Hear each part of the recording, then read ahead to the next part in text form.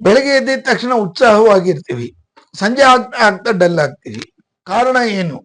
ಹೇಗೆ ಬೆಳಗಿನಿಂದ ಸಂಜೆವರೆಗೂ ನಾವು ಸಂತೋಷವಾಗಿರೋದು ಹೇಗೆ ಅಂತ ಹೇಳಿದ್ದಾಗ, ಖಂಡಿತವಾಗಿ ನಮ್ಮಲ್ಲಿರುವಂತ ಕೆಮಿಕಲ್ಸ್ ಏರುಪೇರಾಗುವಂಥದ್ದು. ಯಾವ ಕೆಮಿಕಲ್, ಏನದು, ಹೇಗೆ ಉತ್ಪಾದನೆ ಆಗುತ್ತೆ?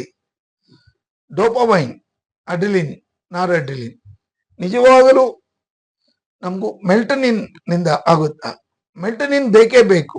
ಆದರೆ ಮೆಲ್ಟನಿನ್ ಎಲ್ಲಿ ಸಿಕ್ಕುತ್ತೆ, ಡೋಪಮೈನ್ ಎಲ್ಲಿ ಸಿಕ್ಕುತ್ತೆ ಅಂದಾಗ ಬೇರೆ ಎಲ್ಲಿ ಸಿಕ್ಕಲ್ಲ, ನಿಮ್ಮಲ್ಲಿದೆ.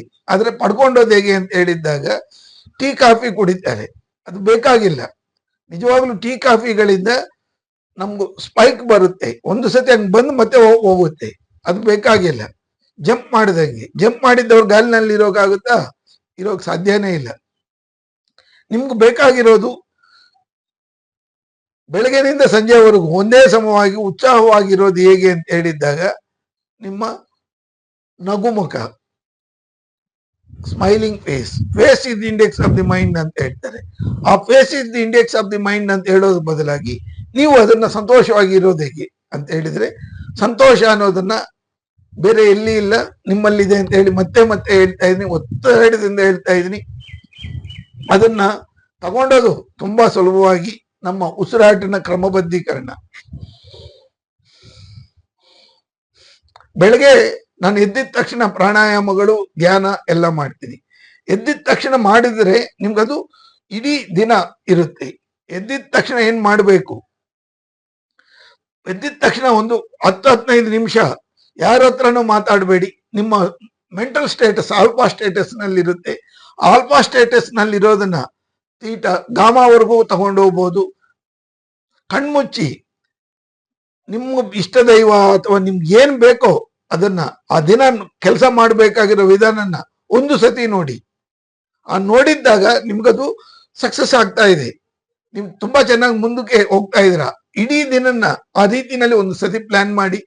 ಎರಡನೇದು ಮಾಡ್ಲೇಬೇಕಾಗಿರುವಂಥದ್ದು, ನೆಮ್ಮದಿಯಾಗಿ ಕೂತ್ಕೊಂಡಿದ್ದಾಗ ನಿಮ್ಮ ಬೆನ್ನು ನೇರ ನಿಟಾರ್ ಇದ್ದಾಗ ಸೆರಿಬ್ರೋಸ್ಪೈನಲ್ ಫ್ಲೂಯಿಡ್ ಅಂತ ಹೇಳಿ, ನಮ್ಮ ಬೆನ್ನಿನಲ್ಲಿರೋ ಫ್ಲೂಯಿಡ್ ಮೇಲೆ ಕೆಳಗಡೆ ಹೋಗೋದಲ್ಲದೆ ಮೆದುಳಿಗೆ ಹೋಗಿ ಮೆದುಳಿಗೆ ಬೇಕಾಗಿರೋ ಸಂತೋಷ ಕೊಡುತ್ತೆ.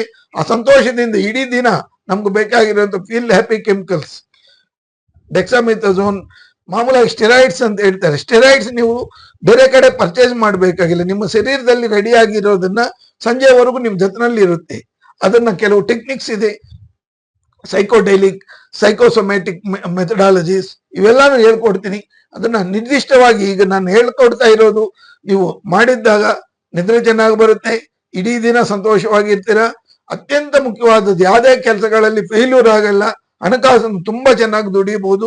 ಇವೆಲ್ಲ ಮಾಡೋದಕ್ಕೆ ದಿನನಿತ್ಯ ನೀವು ಮಾಡಬೇಕಾಗಿರೋ ಕೆಲವು ಕೆಲಸಗಳು ಜೊತೆನಲ್ಲಿ ಎಲ್ಲೇ ಹೋದ್ರು ಐ ಆಮ್ ಹ್ಯಾಪಿ ಅಂತ ಹೇಳಿ ಸಣ್ಣ ಸಣ್ಣ ವಿಷಯಗಳು, you can able to take care and you can enhance your energy.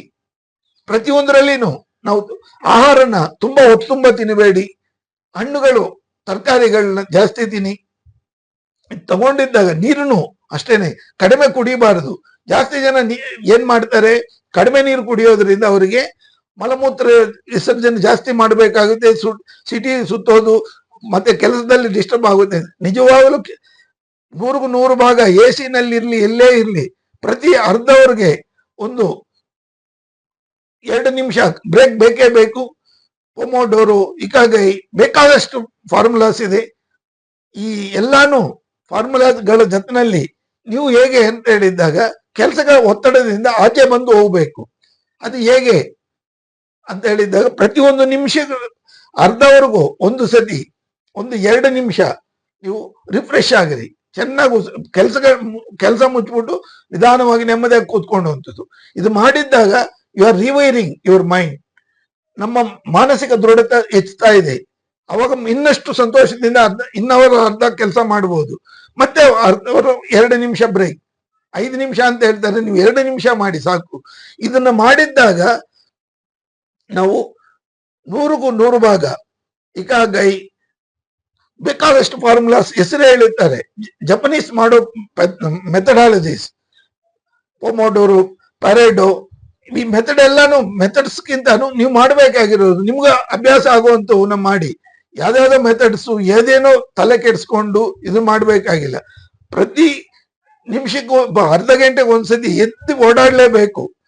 ನಮ್ಮ ರಿವೈರಿಂಗ್ ಆಗ್ತಾ ಹೋಗುತ್ತೆ ಮಾನಸಿಕ ಶಕ್ತಿ. ಈ ದೃಢತೆಯಿಂದ ನೀವು ಏನೇ ಬೇಕಾದ್ರೂ ಮಾಡಿದ್ದಾಗ ಸಕ್ಸಸ್ ಆಗುತ್ತೆ. ಈ ಫಾರ್ಮುಲಾನ ನೀವು ಆಚರಣೆ ಮಾಡಿ ನೋಡಿ, ಅದ್ಭುತವಾದ ರಿಸಲ್ಟ್ ಬಂದೇ ಬರುತ್ತೆ. ಬೆಳಗ್ಗೆನಿಂದ ಸಂಜೆವರೆಗೂ ಈ ರೀತಿ ಹಾಫ್ ಅನ್ ಅವರ್ ಬ್ರೇಕ್ ನಲ್ಲಿ ಮಾಡಿದ್ದಾಗ ನಿಮ್ಗೆ ತುಂಬಾ ಅದ್ಭುತವಾದ ಆನಂದಕರವಾಗಿರುವಂತ ರಿಸಲ್ಟ್ ಬರುತ್ತೆ ಅನ್ನೋದಕ್ಕಿಂತ ಅದು ನನ್ನ ಪ್ರಾಕ್ಟಿಕಲ್ ಮೆಥಡಾಲಜಿ. ನಾನು ಎಲ್ಲರಿಗೂ ಹೇಳ್ತಾ ಇದ್ದೀನಿ, ನಮ್ಮ ರಿವೈರಿಂಗ್ ಮಾಡುವಂಥದ್ದು ಈ ಶರೀರನ ಅಮೃತ ತುಲ್ಯವಾಗಿ ಉಪಯೋಗಿಸಿಕೊಂಡ ರೀತಿನಲ್ಲಿ ಉಪಯೋಗಿಸ್ಕೊಂಡಿದ್ದಾಗ ನಿಮ್ಮ ಹಣಕಾಸು ಇರ್ಬೋದು, ಮಾನಸಿಕವಾಗಿರ್ಬೋದು, ಶಾರೀರಿಕವಾಗಿ ಎಲ್ಲಾ ರೀತಿಯಲ್ಲಿ ದೃಢತೆ ಬರುತ್ತೆ. ಆ ದೃಢತೆಯಿಂದ ನಾವು ಕಾಯಿಲೆಗಳಿಗೆ ಒಳಗಾಗಲ್ಲ. ಕಾಯಿಲೆ ಇಲ್ದಿರೋ ರೀತಿಯಲ್ಲಿ ಆನಂದವಾದ ಜೀವನಕ್ಕೆ ಇದೊಂದು ದಾರಿ ಅಂತ ಹೇಳಿ ನಾವು ಧೈರ್ಯವಾಗಿ ಹೇಳಬಹುದು. ಈ ದಾರಿನಲ್ಲಿ ರಹದಾರಿ ಆಗಿ ಮಾಡ್ಕೊಂಡು ನೀವು ಜೀವನ ಮಾಡಿದರೆ ಅದ್ಭುತವಾದ ಸೆಲ್ಯುಲಾರ್ ಲೆವೆಲ್ ನಲ್ಲಿ ಎಲ್ಲಾ ರೀತಿಯಲ್ಲಿ quantumised way we can heal our body, we can reciprocate with our body.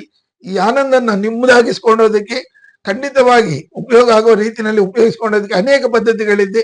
ಇದೊಂದು ಪದ್ಧತಿ ಮಾತ್ರ ನಾನು ಹೇಳ್ತಾ ಇದ್ದೀನಿ. ಎಲ್ಲಾ ಪದ್ಧತಿಗಳಿಗಾಗಿ ನಾವು ಮತ್ತೆ ಮತ್ತೆ ಭೇಟಿಯಾಗೋಣ ಮತ್ತೊಂದು ವಿಡಿಯೋನಲ್ಲಿ. Thank you. Be happy. Have a great day.